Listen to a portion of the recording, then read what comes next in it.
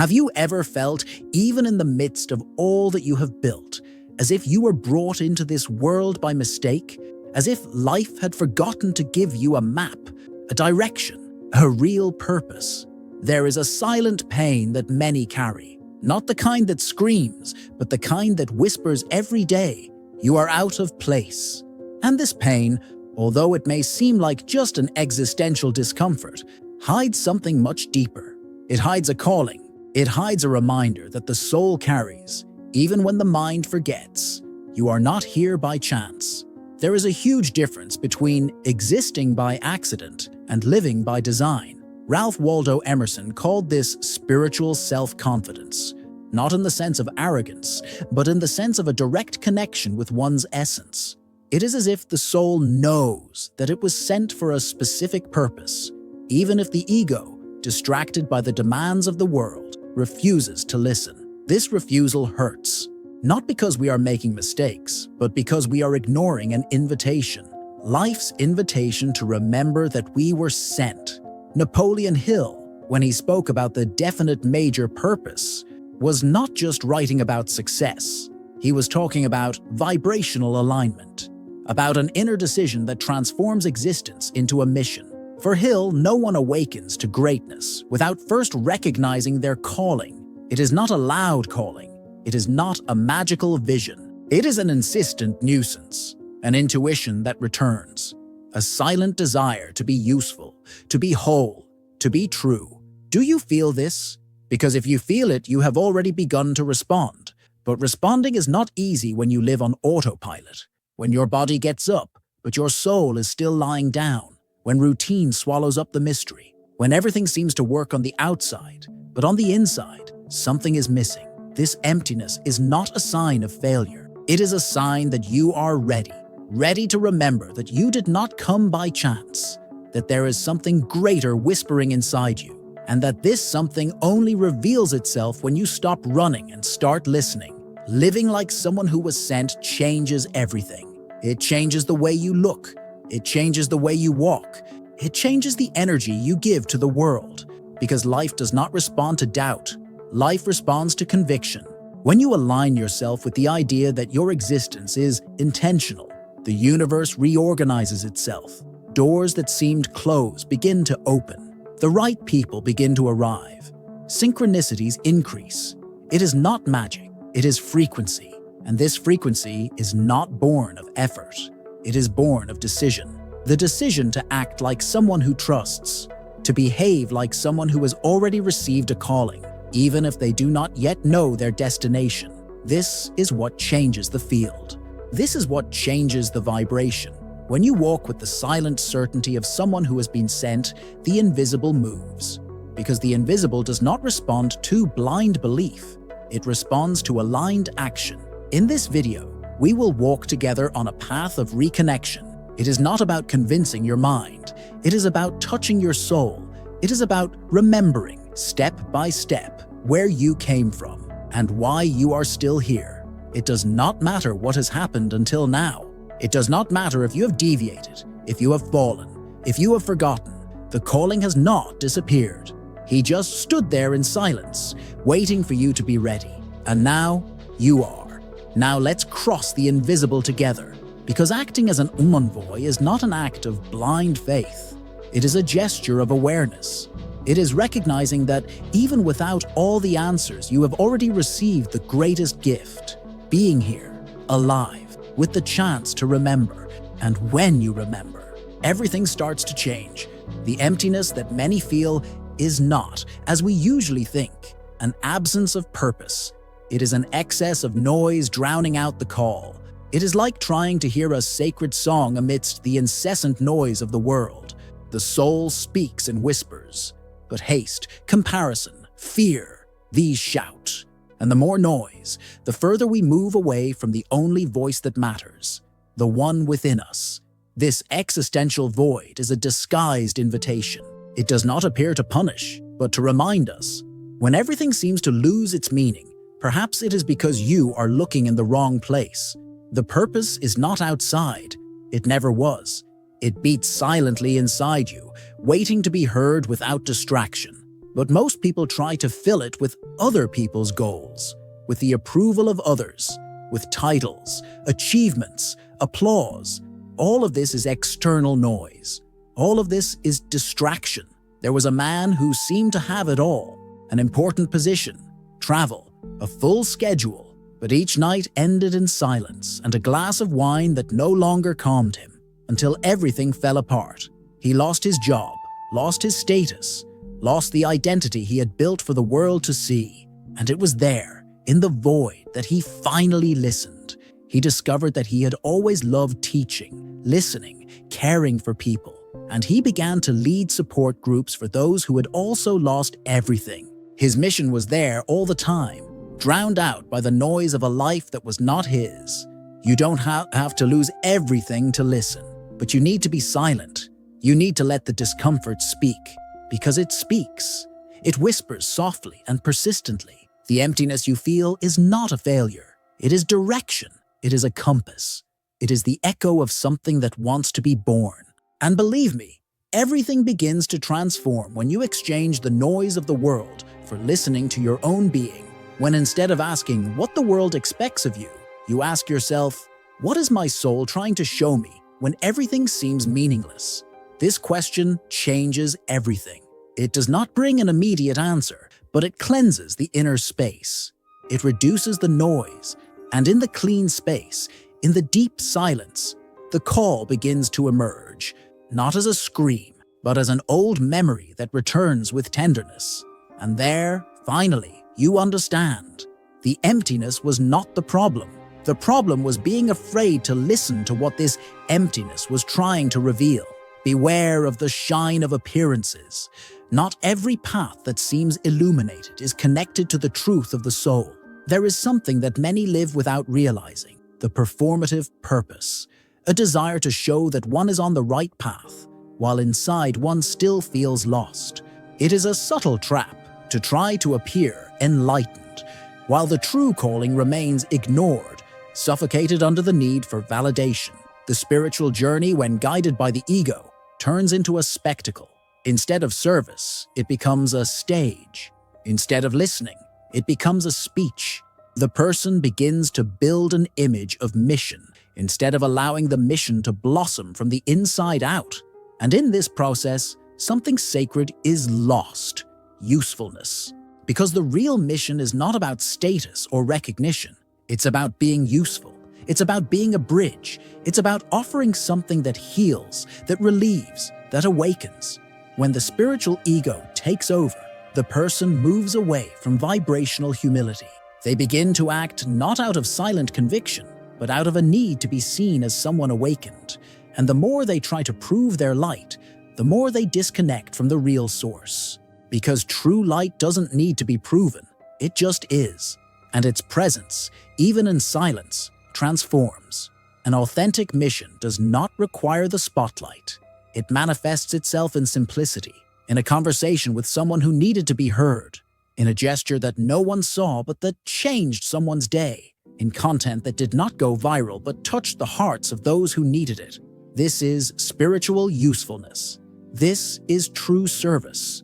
It is easy to fall into the temptation of appearing to be someone on purpose, but there is a question that dissolves this illusion. Are you trying to be special, or are you trying to be useful?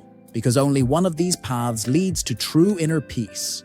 And when usefulness becomes a priority, the ego is quieted, vanity loses strength, and the calling finally finds space to emerge with authenticity. A real mission does not need to be performed. It needs to be lived. And when it is lived in silence, in truth, in humility, it reveals itself with a strength that no appearance can simulate. This strength does not need to convince anyone. It only needs to be sustained. And when it is sustained, the world feels it, even if it does not understand, even if it does not applaud, because there is something unmistakable in the vibration of someone who doesn't need to appear to be, because they already are. Waiting for total clarity before acting is one of the most subtle forms of spiritual self-sabotage. The soul, unlike the mind, does not work with exact maps.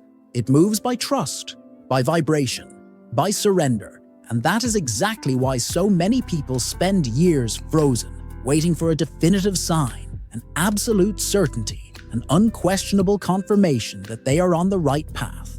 But this confirmation never comes, because it doesn't come first. It comes after. True clarity does not precede the decision. It follows it. First comes the step. Then the path reveals itself. First comes the inner yes. Then the universe responds. This is one of the most silent laws of spiritual life, and perhaps also one of the most difficult to accept. Because we have been conditioned to seek security before taking action, to wait for the complete plan before trusting. But the soul's plan is not drawn up in the mind. It reveals itself in experience. How many times have you felt a sacred impulse, a genuine desire to start something, and then fear appeared? Fear of making a mistake, fear of losing, fear of making a mistake. And because of that fear, you postponed, you waited, you lost faith. And over time, that impulse was silenced. Like a flower that was not watered, the call did not disappear. It just waited. It waited for the moment when you became greater than the fear, greater than the doubt, and allowed yourself to start even without guarantees. The universe does not respond to hesitant desire. It responds to vibrational commitment, to real surrender, to active faith. When you act even without having all the pieces, you are saying to life, I trust.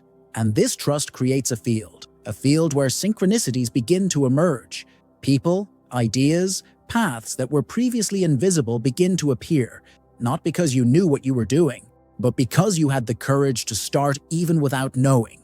This is where many get lost, waiting for a security that will never come, waiting for a certainty that is not of this plane, because on this plane, the only certainty that exists is that of your frequency. And when your frequency says yes, the invisible listens and begins to move. It is not magic, it is vibrational order. Life does not reward those who wait for the road to open. It walks alongside those who build the road with steps of faith. Acting before understanding everything is not recklessness. It is mature confidence. And this confidence does not need to shout. It simply says silently, I am ready to follow, even without knowing where it will lead. Because I know that the calling is real. And if the calling is real, the path will be too, even if it only reveals itself one step at a time. Procrastination is often not laziness. It is vibrational denial. It is the body saying no to something that the mind insists on postponing. It is a kind of internal blockage where the person's energy is at odds with what they say they want. The mind talks about goals, but the energy field reveals resistance. And this resistance creates paralysis, a kind of forced silence where time passes but nothing really begins. Doubt, in this context, is not a sign of lack of faith. It is a sign of incoherence. The soul wants to go, but the identity is not ready to follow. And then conflict arises. The desire to move forward mixed with the fear of losing what is familiar. And this conflict does not scream. It expresses itself in subtle postponements, in disguised distractions, in clever justifications that mask a simple fact. We have not yet internally aligned ourselves with what we ask for. There is a huge difference between wanting something and being ready to become the person who lives it. And procrastination reveals exactly this imbalance. It reveals that desire has not yet found a home in the identity, that the dream is still trapped in the mental field, without roots in the body, without rooting in the being. Therefore, it is necessary to look at it with honesty and kindness, not as someone who judges themselves for not taking action, but as someone who listens deeply and asks themselves, why am I still putting it off? The answer, almost always, has less to do with the task itself and more with what it represents. Because when you take the first step, you begin to transform yourself. And transformation is scary. It shakes up internal structures. It demands detachment. And the body, which carries old memories of fear, reacts. The mind begins to look for excuses.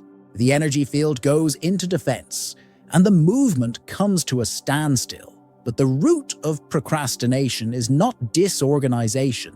It is fear of becoming the version that that action demands. That is why truly overcoming procrastination does not begin with the agenda. It begins with the vibration. It starts with the decision to align yourself internally with what you want to experience, to become the version that already acts, even before the results. Because when there is coherence between desire and identity, action flows. It doesn't require effort. It becomes a natural consequence of the vibration that is sustained. Procrastination ceases when the entire being says yes, not just the mouth, not just the thought, but the body, the heart, the feel. When everything in you vibrates in the same direction, movement becomes inevitable, and what previously seemed difficult simply begins to happen. Not because it has become easier, but because you have stopped fighting against your own truth. What if you knew with absolute certainty that you were sent, that your presence here is not a coincidence, but a vibrational choice of the universe itself? What would change in your day, in the way you speak, walk, look in the mirror?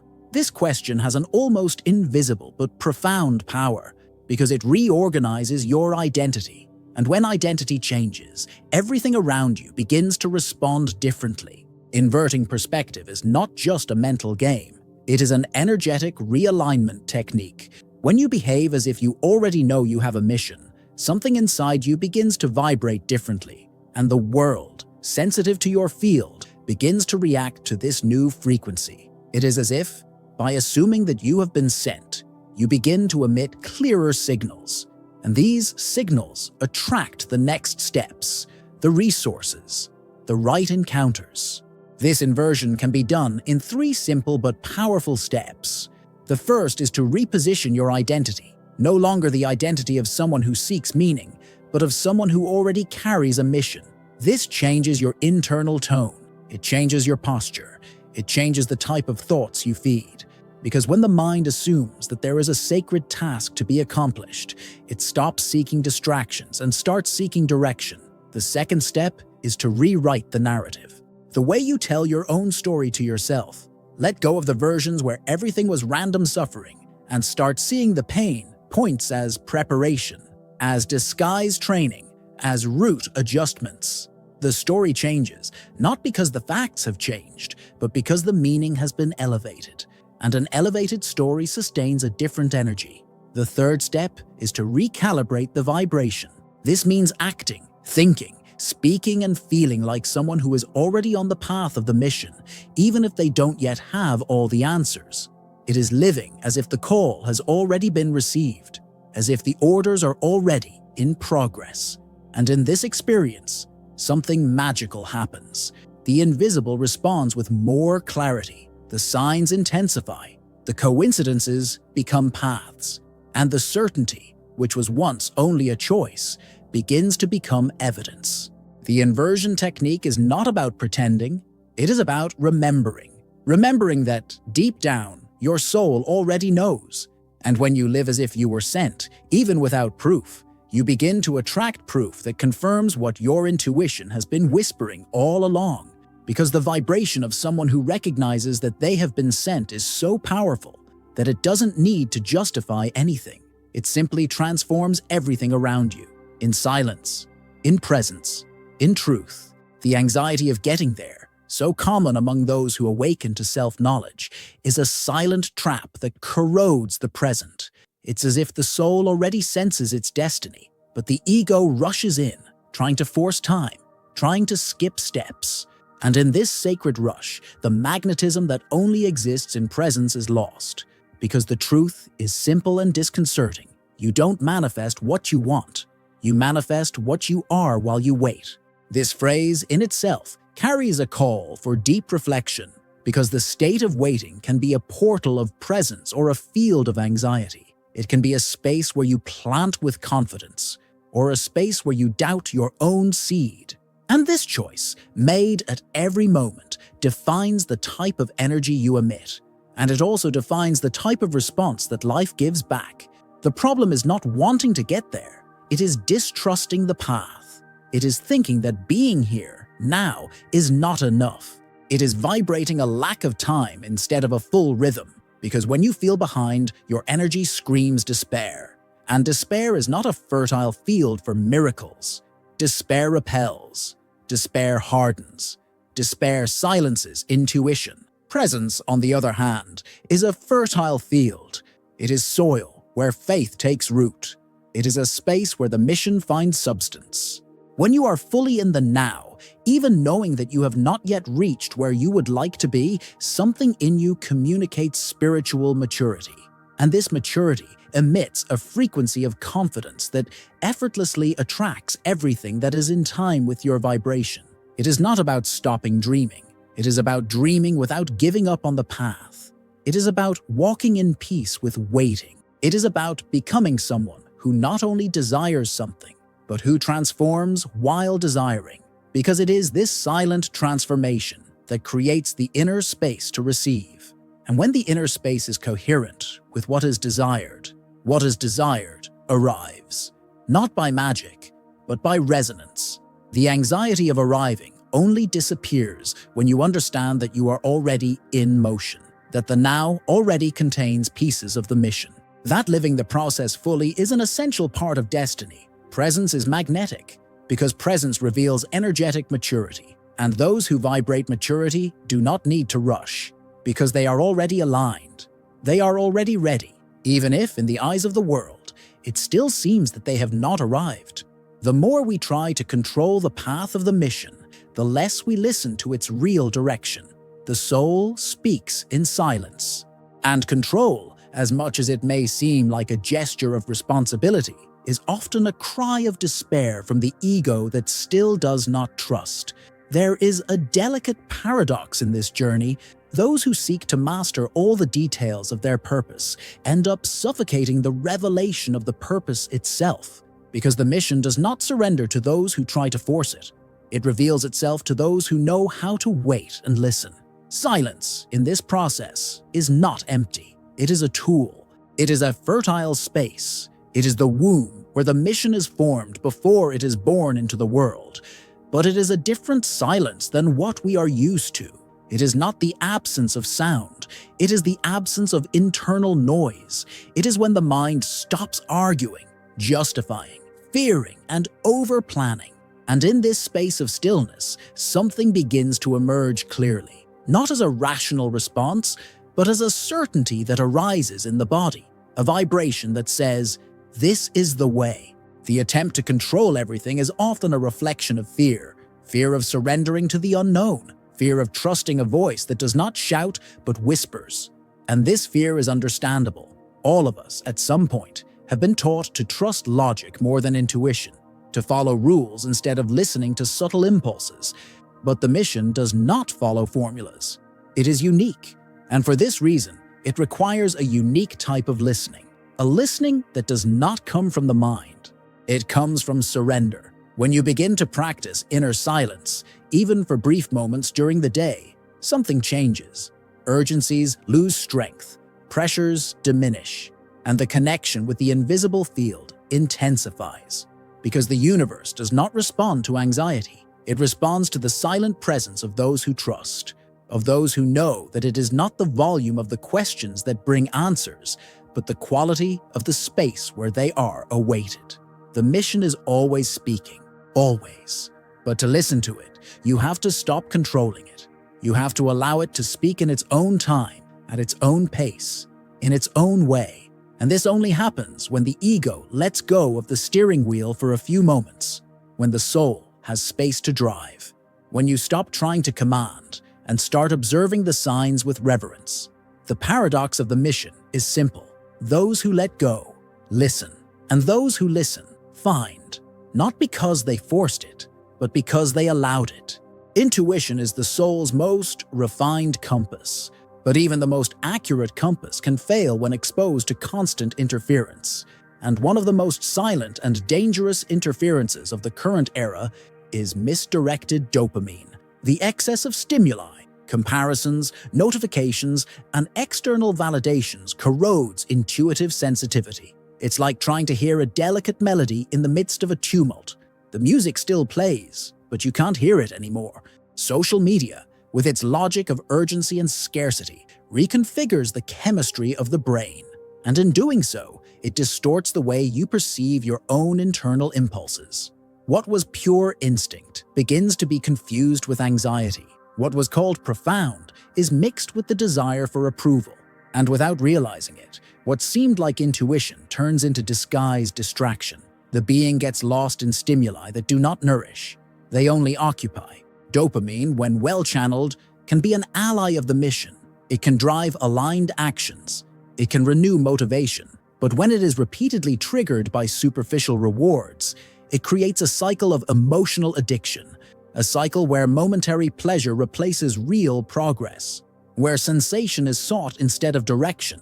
And this substitution steals not only time, but spiritual clarity. That is why many feel that they have lost their intuition. It is not that it has disappeared. It is that it is buried under layers of stimuli that were never meant to nourish. They are like empty calories for the soul. They fill, but do not sustain. They stimulate, but do not guide. And at the end of the day, confusion remains. A tiredness that is not only physical, it is vibrational. It is a body that wanted rest and received agitation.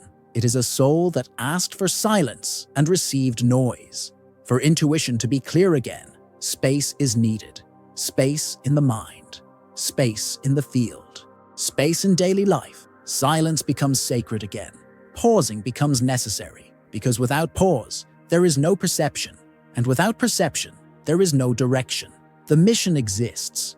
The intuition is still there, but it needs a clean space to be felt. A space where dopamine does not command the soul, but serves the truth of being. Disconnecting from the external world for a few moments is an act of fidelity to one's soul. And when this fidelity is restored, the internal compass realigns, and everything that seemed confusing begins, little by little, to make sense.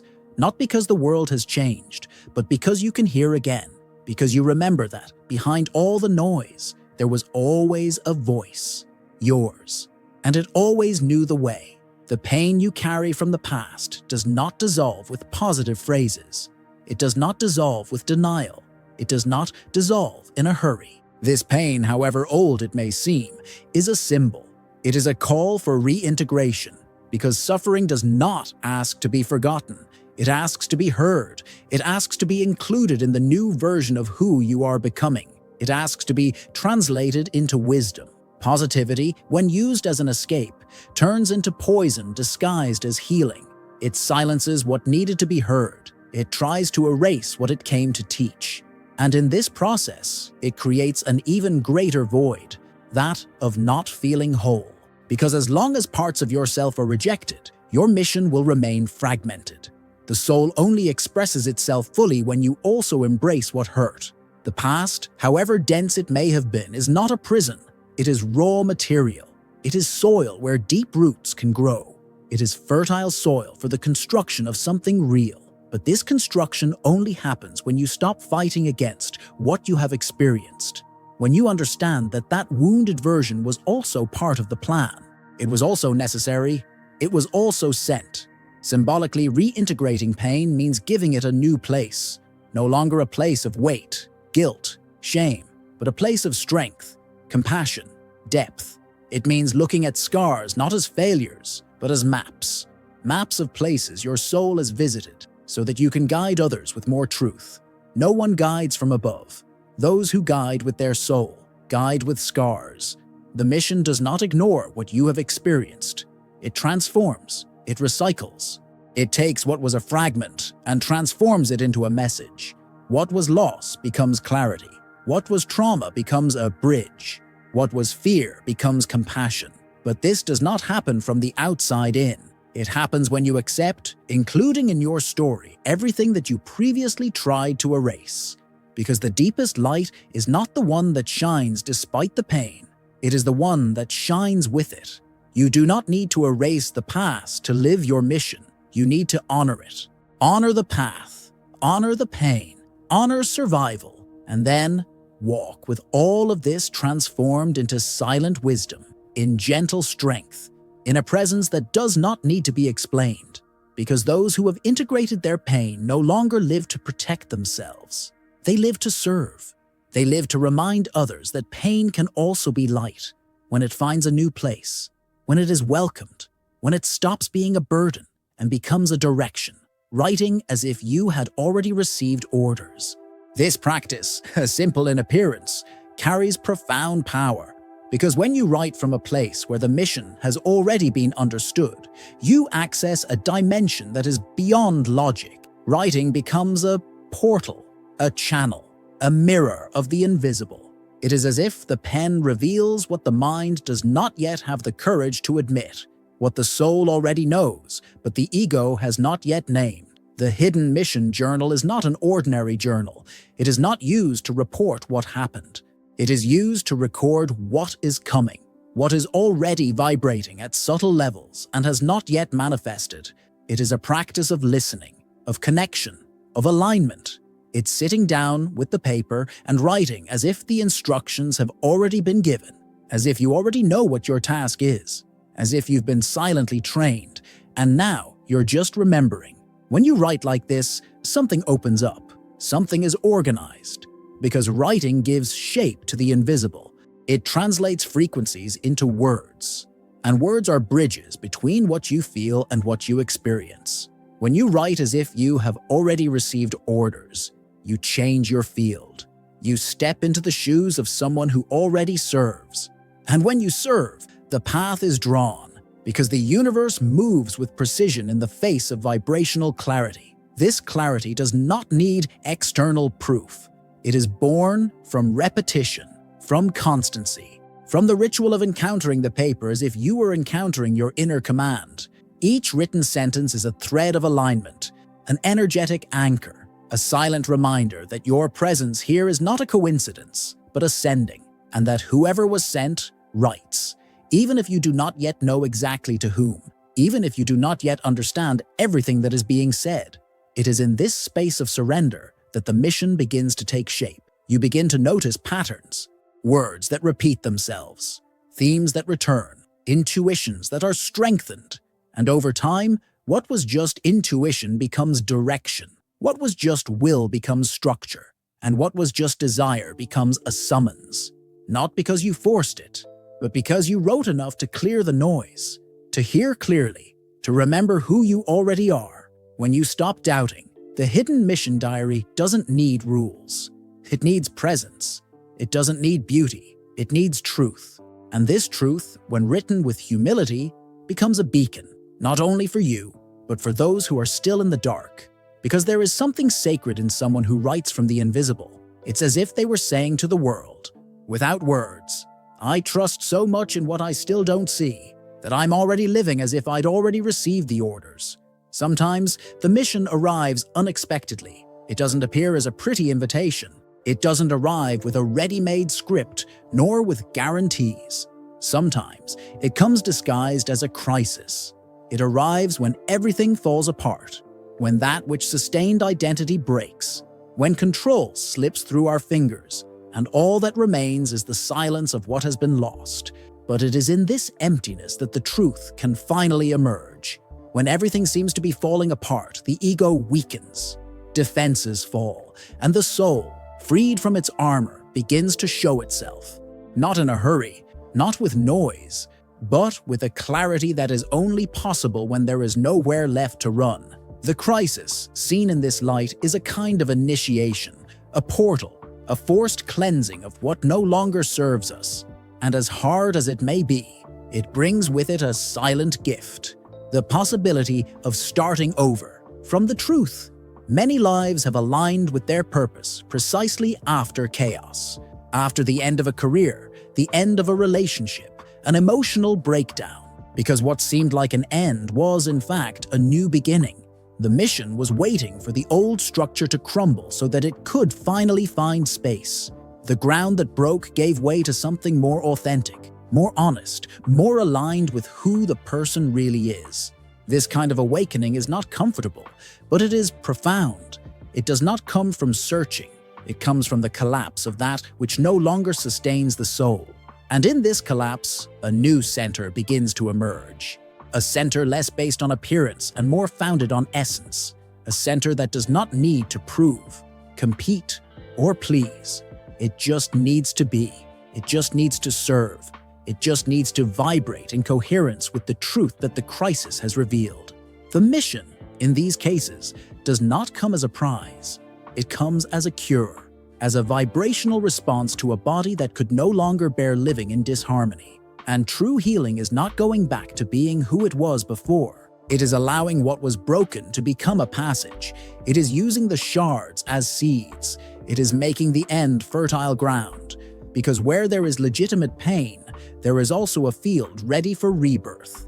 And those who have the courage to cross this field with presence discover that the crisis was not a punishment. It was a calling, and this time, a calling that can no longer be ignored. There is a silent and decisive moment in the life of those who awaken, that instant when the calling finally presents itself clearly. And it is at that moment that many retreat, not for lack of desire, but for fear. Fear of the new, fear of responsibility, fear of abandoning the known version of oneself. Sabotage, when the calling appears, is more common than one might imagine, because accepting the calling is also accepting dying to what has already been. The mind fears the transition. It fears the void between the old that is falling apart and the new that has not yet taken hold. And in this space of uncertainty, the ego screams. It says that now is not the time, that it is not yet safe, that there is a lack of preparation, and many hear this voice as absolute truth. They refuse the mission without realizing that, in fact, they are refusing the necessary discomfort of growth. They are not saying no to the calling. They are saying no to the discomfort of expansion. Sabotage presents itself in subtle ways: delays, disorganization, excessive self-criticism, attachment to the suffering that is already known, because the old pain, no matter how painful, is familiar, and the new, even if promising, is scary. It is scary because it demands a different emotional structure, a new internal disposition, a new way of dealing with the world.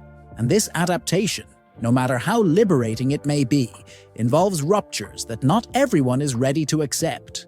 It is at this point that many abandon the mission before even starting it.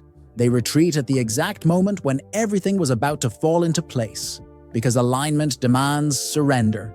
It demands trust. It demands that you give up old versions of yourself. And this renunciation is not always easy. Sometimes it is painful, because it touches on deep wounds, on fears of rejection, on traumas of failure, on old insecurities that still echo in the body. But the true mission does not demand perfection. It demands presence. It does not demand absolute courage. It demands decision, a silent decision to continue, even when afraid, to move, even without guarantees, to trust, even without proof. Because only then does the energy field change. Only then does the frequency rise. Only then does the invisible begin to reorganize itself around the one who said yes, not to success, but to service, not to image, but to truth, not to the idea of a mission, but to the real mission, with all its demands and all its light. There is a profound gesture that can change the course of an entire life, writing as if you were returning from the future, not as a mental game, but as a vibrational alignment with the version of yourself that has already fulfilled its mission. This writing is not born of imagination. It is born of intuition. It is constructed not with desires, but with sensations. It is a letter that does not project what one wants, but that reveals what one has already experienced on a more subtle and, at the same time, more real plane. When you write from this place, from the future already realized, you access dimensions of consciousness where linear time does not govern. The mind may resist, but the body recognizes. There is a part of you that already knows, that has already lived, that has already accomplished. And this part can indeed be accessed when you put yourself in a state of permission, when you silence your judgment, when you just let your hand write. This return letter doesn't need epic details. It needs energetic truth. It begins with the recognition, I accomplished what I came to do. And from there, everything changes. Because when you write from a mission accomplished, you begin to vibrate like someone who has already crossed the bridge.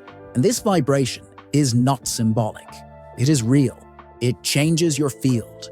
It alters the way you feel when you wake up. It changes the way you relate to the challenges of the present. When you write as someone who has returned from the future, you discover something essential. The mission was not about great deeds. It was about small choices made with truth, about the way you got up even when you were tired, about how you listened to your intuition even when everyone said otherwise, about how you held the light even when it seemed like no one saw it. And in this letter, you remember all of this with a mixture of gratitude and reverence, not to the perfection of the path, but to its integrity. This writing, besides being powerful, is an antidote to fear, because fear, almost always, is born from the absence of vision. But when you access the future as already lived, something in you calms down, the body slows down, the heart aligns, and the doubt, which was once noise, becomes fertile silence. Silence of those who know, of those who feel, of those who have already been and returned, to remember those who have still forgotten, to guide with compassion, to say in simple words what the soul has always known. The mission is real, and it has already begun, even if in silence, even if there is still no applause. It is already pulsating, and you are already part of it. The soul's time does not obey the mind's clock. There is a natural mismatch between the emotional time we desire and the divine time that governs the deep cycles of life. This difference, when not understood, confuses the vibration. It makes it seem like everything is late. It makes it seem like the mission is not coming, when in fact it is being developed on a more subtle plane, invisible to the eye, but not to the frequency. Divine time has its own rhythm. It does not respond to anxiety. It does not rush when faced with demands. It respects preparation. It waits for the emotional structure to be ready. It only delivers what its vibration can sustain. That is why the wait is so often prolonged, not as punishment, but as care, as alignment, as a silent love that says, it is not yet time, but it will be. This wait, when misunderstood, generates frustration. It makes many give up. It makes them believe they have been forgotten. But no one is forgotten. No one is ignored. There is only a difference between wanting and being ready, and divine time respects this difference. It observes the coherence between what you ask for and what you are willing to be. And only then, when the frequency aligns, does it deliver. Emotional time, on the other hand, wants it now.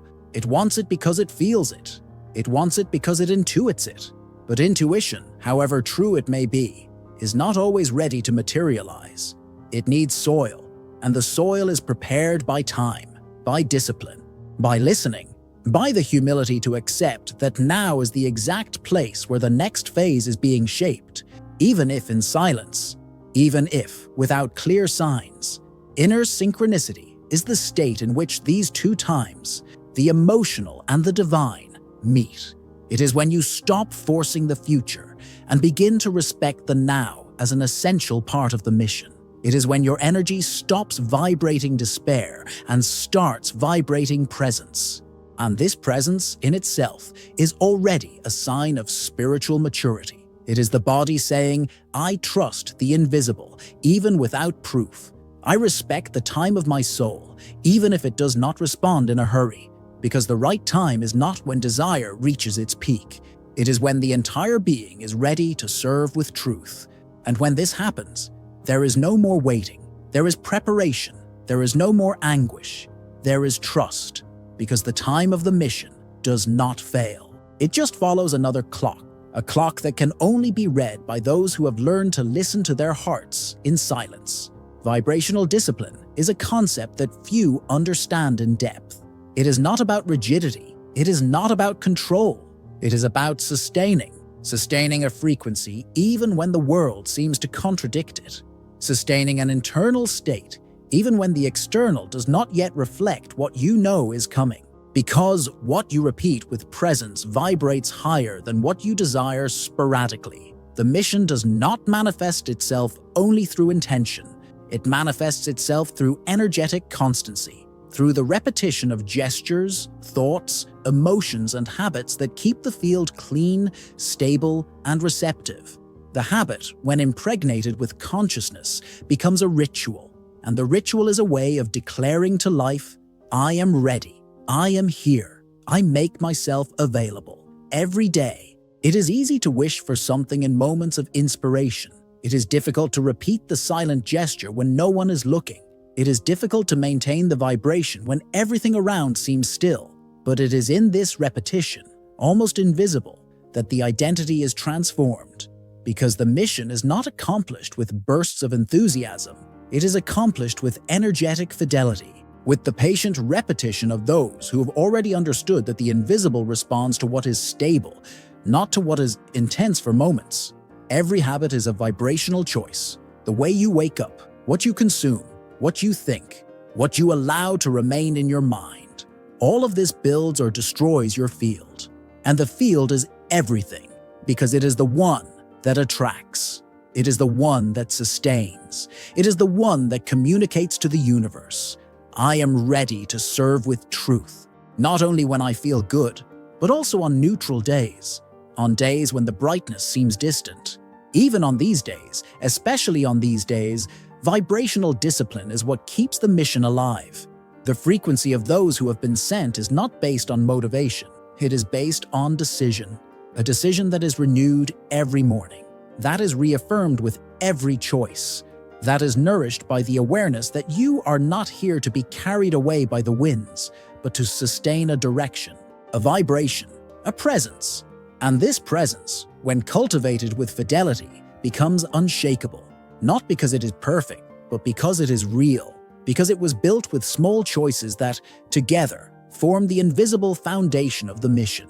There is an almost invisible difference between blind effort and strategic surrender. Both require movement, both demand energy, but the origin of each is radically different. Blind effort is born from the urgency of the ego. It fights, runs, forces, tries to control. It moves as if life were a problem to be solved. Strategic surrender, on the other hand, is born from the intelligence of the soul. It does not run. It listens. It moves with purpose. It waits with presence. Napoleon Hill said that you can move the world as long as you know where to push. This phrase carries silent wisdom. It reminds us that it is not the volume of force that matters. It is the alignment of direction. Many people try to push life forward with force, but they push in the wrong direction. They confuse movement with progress. They confuse occupation with mission. And in this mistake, they waste sacred energy on paths that do not respond. Strategic surrender is not passivity. It is vibrational wisdom. It is knowing when to act and when to be still. It is understanding that the universe works in cycles, and that there are phases of sowing, phases of watering, phases of harvesting, and phases of silence.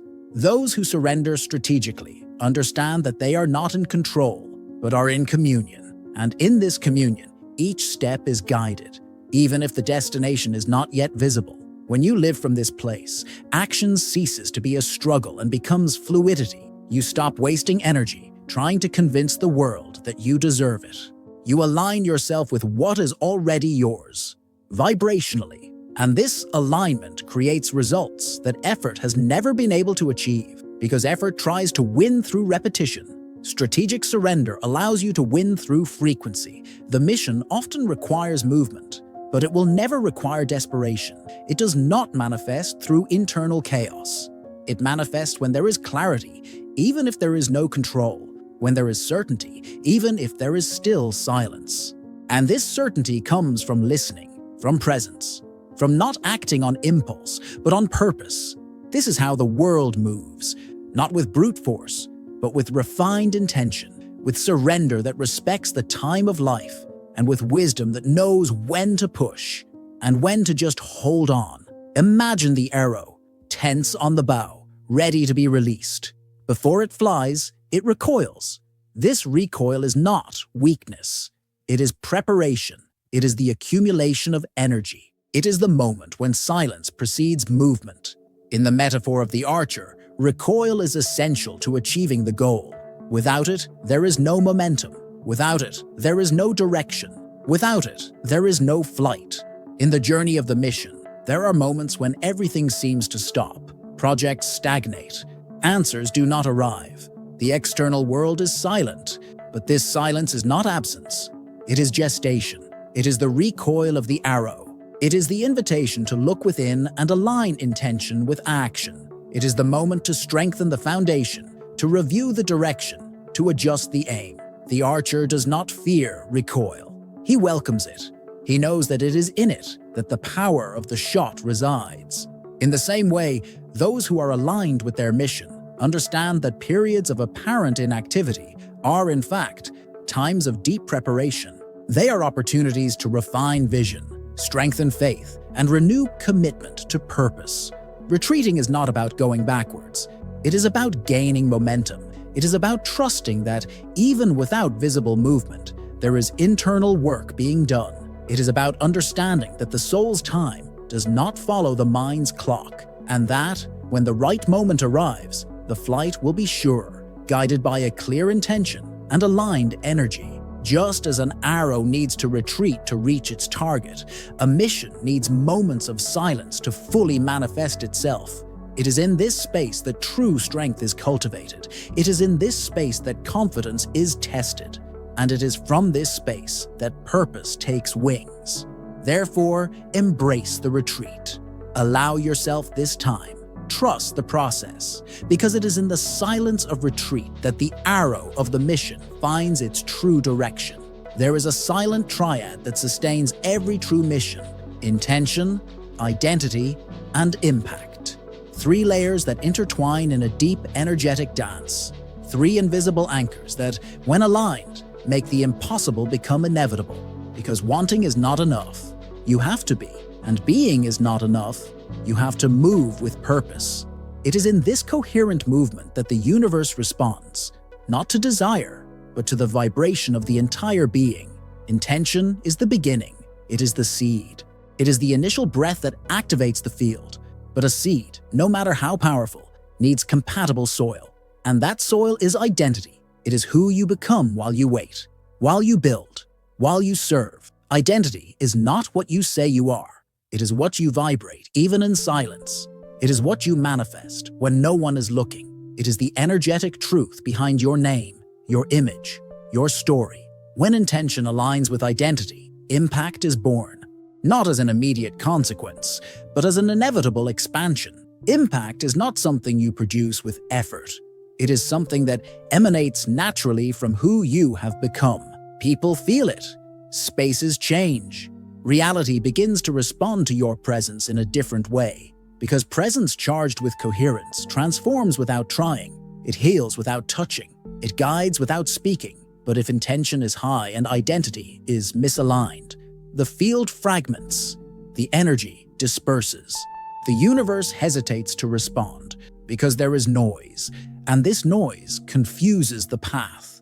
That is why so many powerful intentions do not flourish, because the identity that sustains them is still trapped in old fears, in unhealed patterns, in frequencies that contradict desire. The field demands coherence, always. The cycle of practical faith begins when you decide to live as who you already are, not as someone who is still waiting. You begin to think, act, feel, and decide as the version of yourself that has already accomplished the mission. And this daily, silent, ritualistic practice transforms intention into reality, not through force, but through precision, through vibrational persistence, through surrender that does not need to be proven, but that vibrates truth in every detail: intention, identity, and impact. 3 threads that, when intertwined, create a frequency that cannot be ignored. Not by you, not by life. It is in this state that the mission is accomplished, not as something you seek to achieve, but as something that begins to happen while you simply become. There is a type of tiredness that no amount of physical rest can cure, a weight on the chest that persists even after sleep, an exhaustion that goes beyond the body, beyond the routine, beyond the tasks. It is the tiredness of someone who has ignored the call of the soul for too long. The body screams because the soul has been silenced. The energy stagnates because the mission has been postponed. And when this goes on for too long, the state of exhaustion is no longer just emotional, it becomes vibrational. This deep exhaustion, often misunderstood, is the symptom of a disconnection, not with the world, but with one's own purpose, with the original frequency of being, with what gives meaning to getting out of bed, breathing, looking into the eyes of others. When the mission is ignored, even unconsciously, the entire system becomes unbalanced, and this imbalance begins to take its toll, first with mild discomfort, then with constant anguish, and finally with an almost invisible feeling that something essential is missing. Most people try to treat this tiredness with distractions, with excessive productivity, with more work, or with more escape, but none of these strategies work for long, because the problem is not in what you do. It is in what you stopped being, in what you abandoned in the name of survival, in what was forgotten in the midst of the noise. The body feels it. The field perceives it. Energy does not lie. This type of fatigue requires listening. It does not require rushing, but it does require presence, because it is showing that there is something inside you that is not being expressed, an unused power, an unshared knowledge, a calling not obeyed. And until this is aligned, the body will continue trying to alert you, not as punishment, but as a compass. Pain, in this case, is direction. Fatigue is a signal. Healing does not begin with more effort. It begins with reconnection, with the memory that you were not made just to function. You were made to vibrate, to serve, to live in tune with what your soul knows. And when you begin, even timidly, to align yourself again with the mission that was already written within you, the fatigue begins to dissolve, because the vital energy, previously blocked, starts to circulate again, not because of physical rest, but because of spiritual truth. The ignored mission weighs. It takes its toll, but it also heals when it is finally remembered, when it is received with humility, when it is lived with simplicity. And it is in this reunion with the purpose that vitality returns, not like an explosion, but like a flame that is rekindled, silent, constant, real. Sometimes a decision changes everything. It is not a grand decision. It is not a public announcement. It is a silent choice, internal, personal, a moment when someone, in the midst of doubt, pain, or stagnation, decides, I will act as if I had been sent. And this, as if, is not a lie. It is memory. It is a way of remembering what the soul already knew before fear covered everything in silence. That man's story did not begin with clarity. It began with confusion. It began with an annoyance that he could not name. He felt out of place, even though he met all expectations. He felt forgotten, even though he was admired, until one day, when he heard a simple phrase, "You are not here by chance." Something inside him broke, or rather, it opened. And for the first time in a long time, he listened. It was not an immediate awakening. There were no visible miracles, but he made a decision. He began to wake up every day as someone who already knew he was serving something greater, even without understanding everything, even without knowing how. He changed small gestures. He changed the way he listened.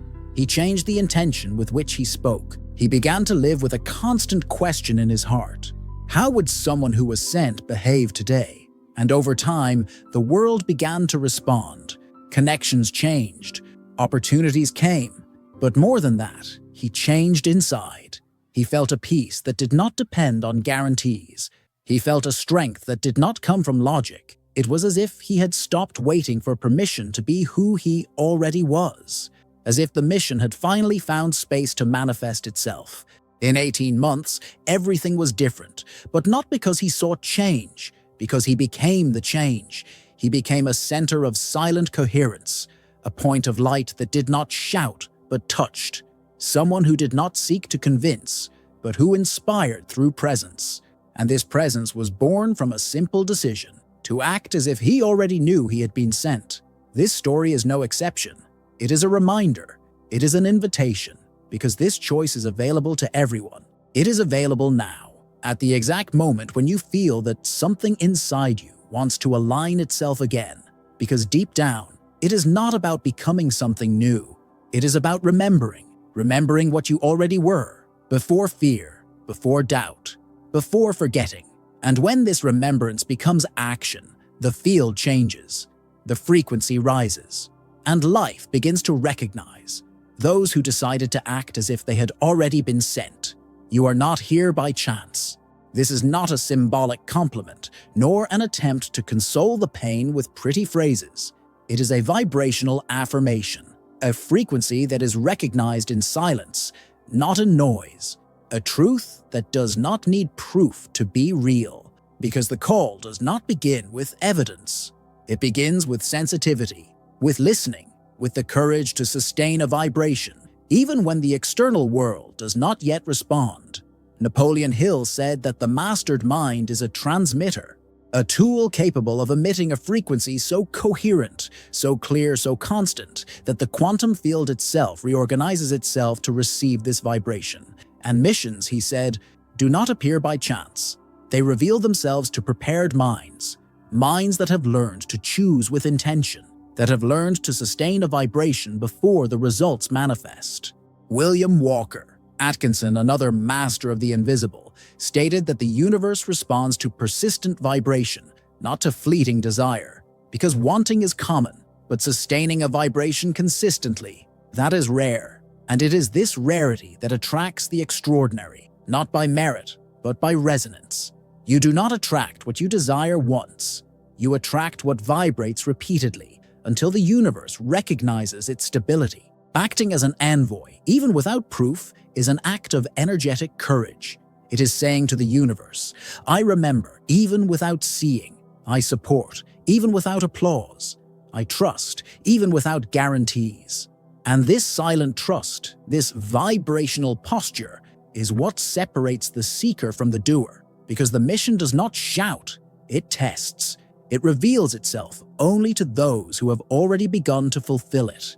In silence, you have come this far. You have read, you have felt, you have breathed these words. This was not by chance. Maybe this is the time, the moment when everything changes. Not because something spectacular is going to happen out there, but because something silent has begun to move within you. The mission does not begin with noise. It begins with a whisper. And that whisper, maybe it is exactly what you're hearing right now. The mission does not shout.